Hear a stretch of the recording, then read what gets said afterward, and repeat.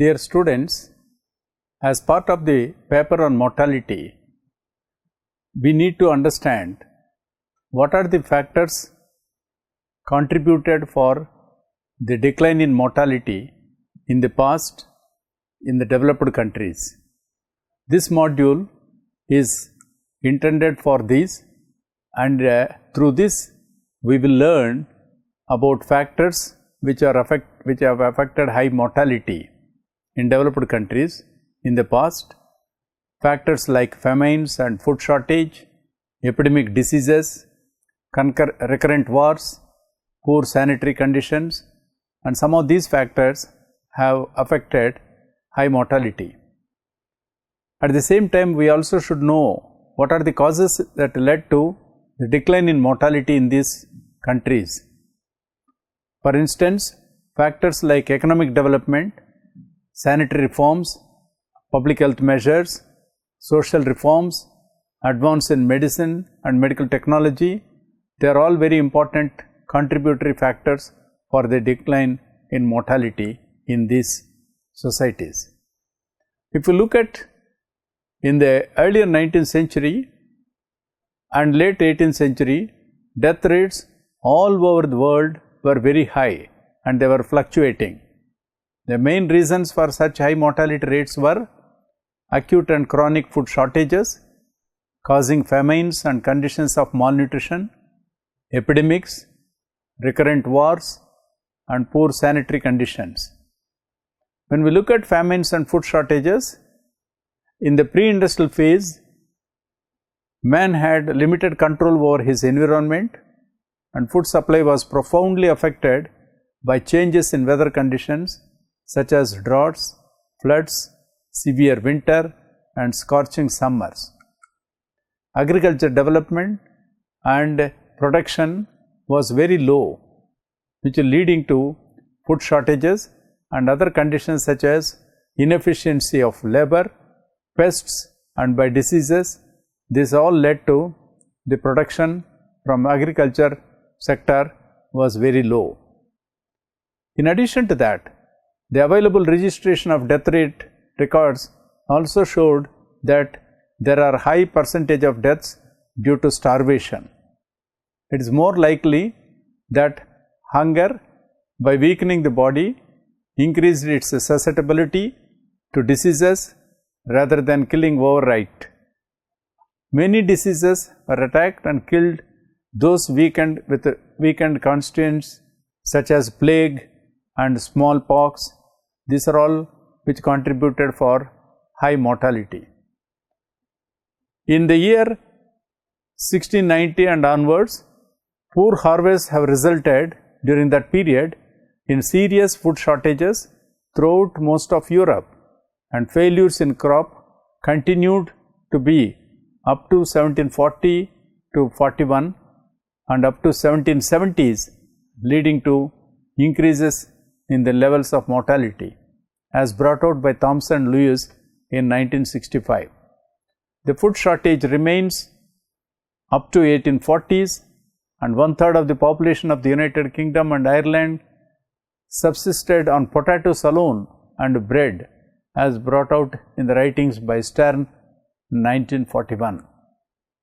There are several epidemic diseases which also have contributed. For instance, from the beginning, mankind has suffered from various communicable diseases such as typhoid, smallpox, dysentery, malaria, pneumonia, tuberculosis, typhus, yellow fever, plague, etc., as well as infants and children's diseases such as enteritis, measles, whooping cough, scarlet fever, and diphtheria. These epidemic diseases have immensely contributed for high mortality. They were quite common for a long time and took a heavy toll of life. These diseases tended to spread rapidly in densely populated areas through personal contacts, community use of contaminated water and food supply, and as a result of the migration of persons and disease carrying insects from one population center to another, as revealed by Habakkuk in 1965 from his writings. Till 150 to 200 years ago, scientific knowledge regarding diseases was so meager that even when methods of prevention or cure were attempted, they were not able to understand the outbreak of a particular epidemic which took place and the reasons for its spread. Very little knowledge was available about the use of drugs such as salvarsan, insulin, the sulfonides and the antibiotics as brought out by Hellener in his writing in 1945. The Black Death of period 1348 to 1350 in Europe was worst epidemic which has killed 25 to 35 million persons, and Italy is reported to have lost 1/2 of its population and France and England 1/3 of its population, as revealed in the ratings of Thomson and Lewis in 1965.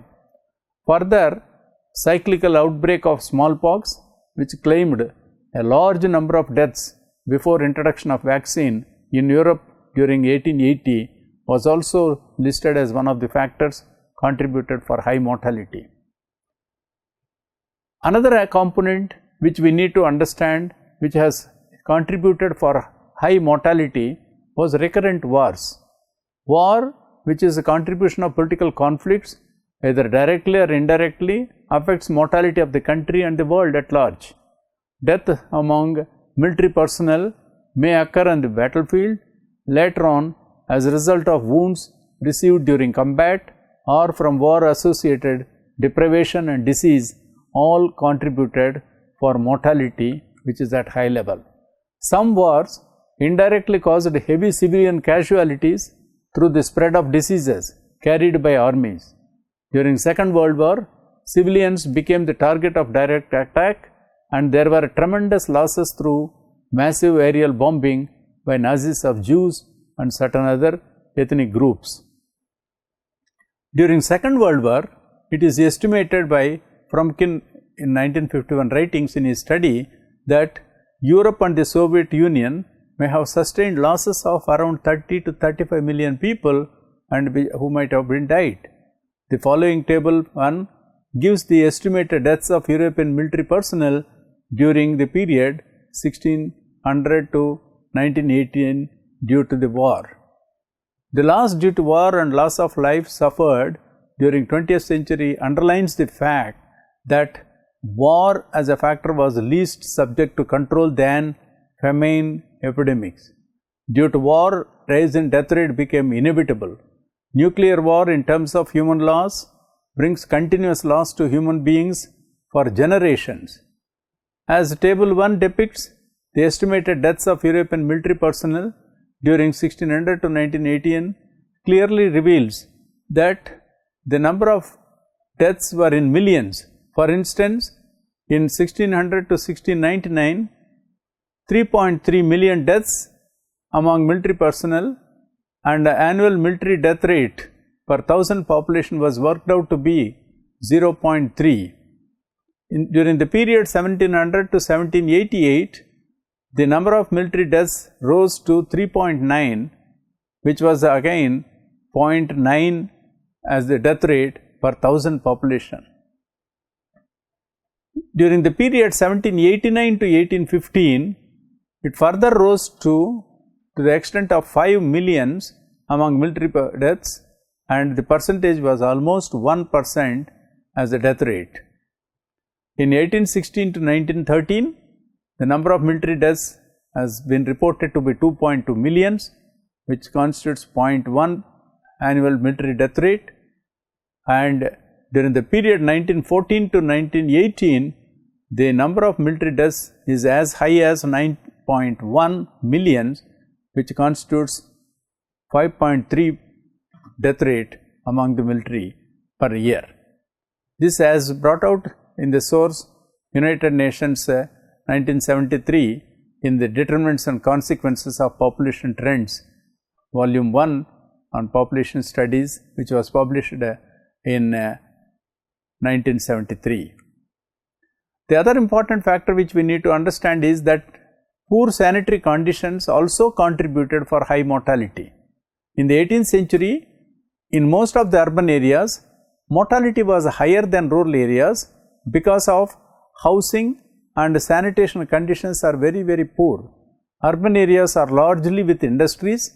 In the industrial cities and towns, often there is no provision of sufficient water and wastes were dumped into rivers, destroying the aquatic life and polluting the water. They are all contributed for poor sanitary conditions.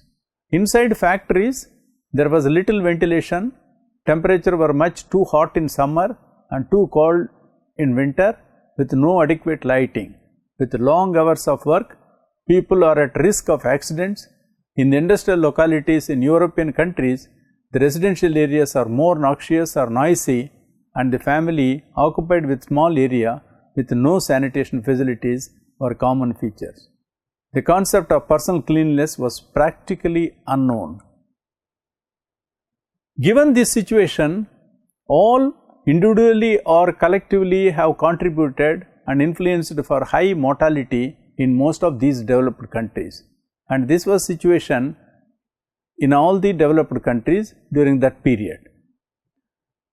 Then, thanks to industrialization, urbanization, modernization, the various factors have contributed for the decline in mortality, and it is very interesting analysis for us to understand the various causes that contributed for such a decline. After facing high mortality situation in developed countries like Europe, America and Oceania during 19th century, mortality started decline, which is mainly due to advancement in socio-economic development. The causes are listed like economic development and raising income levels, sanitary reforms and public health measures, social reforms and advances in medicine and medical technology. They all have contributed for reduction in mortality. Let us take each of these factors and discuss how they have contributed for reduction in mortality. For example, when we talk about economic development and raising income levels, it was noticed that in Europe, North America and Oceania, there was a continuous economic progress resulting from agriculture and industrial revolutions, which has been the main reason for the reduction in mortality rates that first began to decline rather weakly in the 17th century and then with an increasing tempo throughout the 18th and 19th century. The mortality reduction was very visible, and it is at a steep level.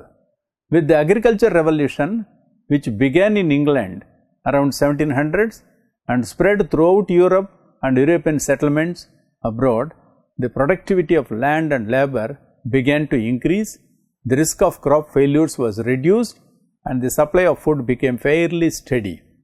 With the increase in quantity and quality of food, mortality rates in Europe and European overseas settlements came down drastically. The other aspect which contributed, which we need to understand, is the sanitary reforms and public health measures.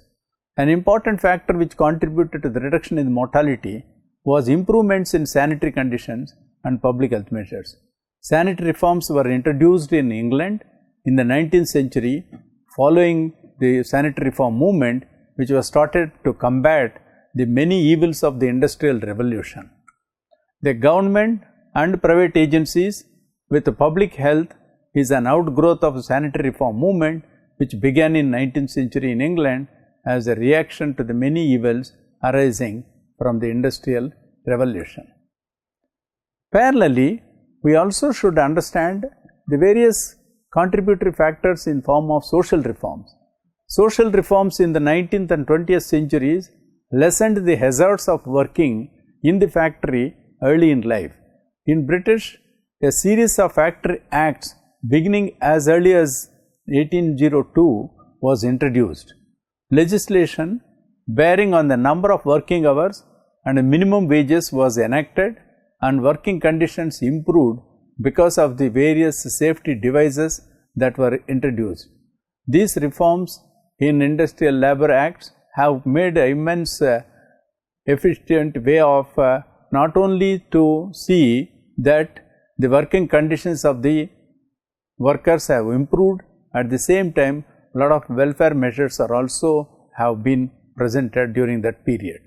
Among the important achievements were housing legislation enacted in Great Britain were the Shaftesbury Act of 1851, which provides statutory authorities to condemn unfit houses and to impose occupancy standards in the interests of public health. In France, for example, at the same period, a country has passed an act which provides improvement in the insanitation houses. The other aspect which we need to understand is the advances in medicines and medical technology. At the end of the 18th century, in 1798, Edward Jenner published his famous essay presenting evidence that inoculation for cowpox prevents smallpox. Vaccine developed for smallpox helped eradication of the smallpox, and in this regard, Louis Pasteur's research work on microorganisms helped the sterilization of food, especially milk and its milk products. In the late 19th century, the development of asepsis, that is precautionary exclusion of pathogenic microorganisms, and antisepsis, which is killing or inhibiting the growth of microorganisms that are already present, have helped in the reduction of mortality. Aseptic and antiseptic surgery was introduced, and the germ theory was accepted in various other aspects of life, such as preservation of food through pasteurization and sterilization. The development of immunology was yet another cause of the declines in mortality. Immunization against smallpox was introduced first, which was followed by the development of vaccines for chickenpox, cholera, sheep anthrax, hydrophobia, and diphtheria. Prophylactic antitoxins were also introduced against diseases like tetanus, typhoid, yellow fever, scarlet fever, poliomyelitis, influenza, measles, whooping cough. Some of the advances in chemotherapy used for drugs to cure or inhibit the progress of diseases began in the late 1930s. Sulfonamides and penicillin in the treatment of respiratory and urinary tract infections came to be widely used in the control and cure of various kinds of diseases. As a consequence of the use of this broad spectrum of antibiotics, mortality from communicable diseases declined substantially. The factors which all contributed is of very interesting, because if we look at the advancement in medical technology, improvement in service sanitation conditions, they all have individually and collectively have contributed, because in the pre-industrial period, the mortality rates are very high irrespective of the level of development in those areas, because in the pre-industrial phase there are several traditional methods adopted, and also because of poor sanitation conditions, the lot of epidemics and communicable diseases were regular feature, and all have contributed in high mortality, especially among children, mothers, and those who are vulnerable and susceptible for various diseases. And parallelly, when there are medical reforms, and also there are several technology which has adopted in medical aspects, have immensely contributed for immunization and other forms of improvement in the technology, which have contributed for reduction in mortality. Thus, we need to understand that most of the developed countries, though they are in the initial stages prior to industrialization, they were all experiencing very high mortality. However, given the socio-economic development, given the improvement in sanitary and other facilities, especially at the community level, and advancement of medical technology, all have led to improvement in mortality situation and improvement in public health measures. They all contributed in reduction in the mortality. Other important factor which we need to understand is the improvement in the quality of life, the standard of living, and the awareness that has created in personal hygiene, and also they have contributed for at individual level, at a household level, at a community level, greater awareness in taking care of the health measures and the improvement in sanitary conditions. They all have shown a tremendous influence in controlling various communicable diseases, and in that way the mortality has come down tremendously. The other aspect we need to understand is that when standard of living has increased, the purchasing power of the families have improved. So, thanks to proper housing facilities, thanks to their purchasing of sanitation and other facilities, which have immensely contributed, besides their own awareness and personal hygiene measures that have been adopted by the individual members of the society and family at large, has contributed in controlling various diseases, and also the communicable diseases are under control.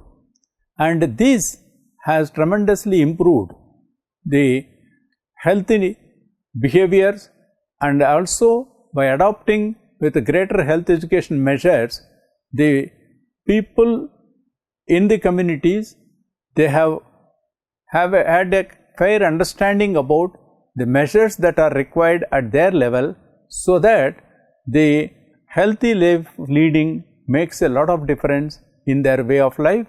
And the women's empowerment have also contributed for the family, not only for the mothers in general, but also for children and other members in the family, have tremendously benefited in having a healthy life, so that there is an assurance for living, and also for higher life expectancy started emerging thanks to industrialization, modernization and urbanization.